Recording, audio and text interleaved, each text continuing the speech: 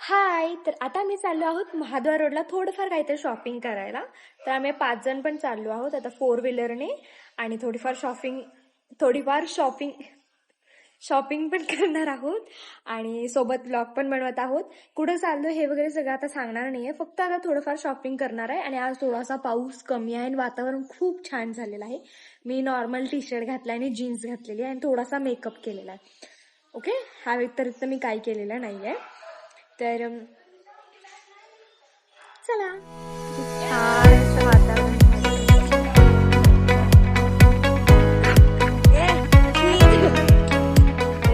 आज ना गौरीची तब्येत खराब आहे, सो तिनं घाई रेडी झालेली नाहीये. असंच तिला आम्ही उचलून घेऊन चाललो आहोत.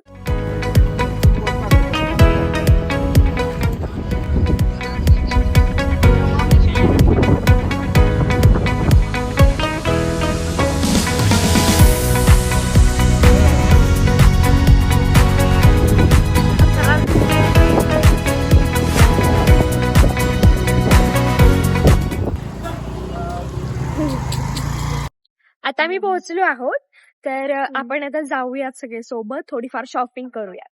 ओके.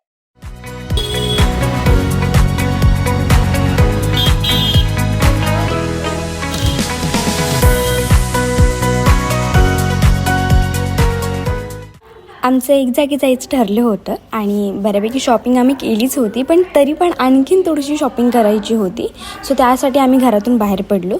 पाऊस तर खूप होता म्हणून 4 व्हीलर घेऊन गेलो होतो, पण महाद्वार रोडला ना 4 व्हीलर लावायचं किंवा पार्किंग लावायचं पण अवघड होतं. पाऊस येत आहे आणि तरी पण आम्ही शॉपिंग करत आहे. आता ऋषीचे कपडे राहिले आहेत, ऋषीला थोडीशी शॉपिंग करून द्यायचे आणि मग झालं. आता ड्रेस तर घेतलीच होती, पण ड्रेसवरती झुमके किंवा कानातले पाहिजेलच होते. सो आम्ही तिथेच महाद्वारला जे चांगले वाटतील ना ते कानातले घेत होते. पाऊस पण भरपूर पडत होता, मग जितकं लवकर होईल ना तितकं मी प्रयत्न करतो. आणि थोडंफार मी बार्गेनिंग पण करत होते की एवढे जास्त महाग, कमी करा असं होतं, चाललं होतं आमचं. कारण ते लगेच नवीन माणसांना बघून रेट चेंज करतात. त्यांना असं वाटत असेल की मी नवीन आहे, पण मी नेहमीच तिथं असते शॉपिंग करायला.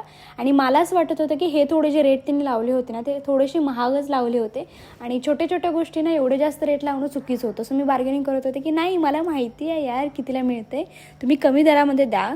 तर नाही बोलले. मग मी जितकं हवं होतं, जे परफेक्ट रेटमध्ये मला वाटत होतं ना तेवढेच मी घेतले. आम्ही भिजलोय.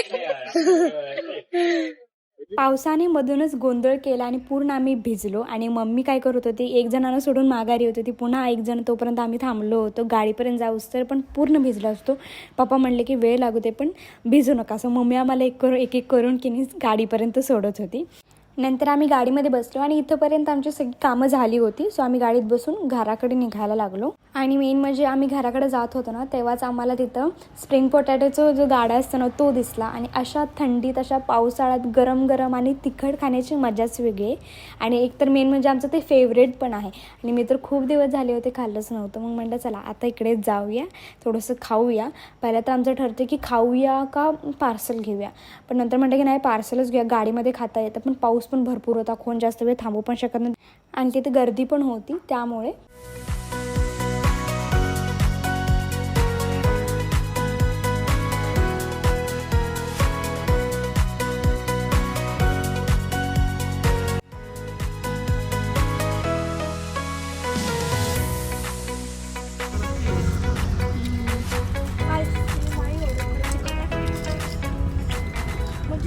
तर असा होता आमचा दिवस. Okay, bye.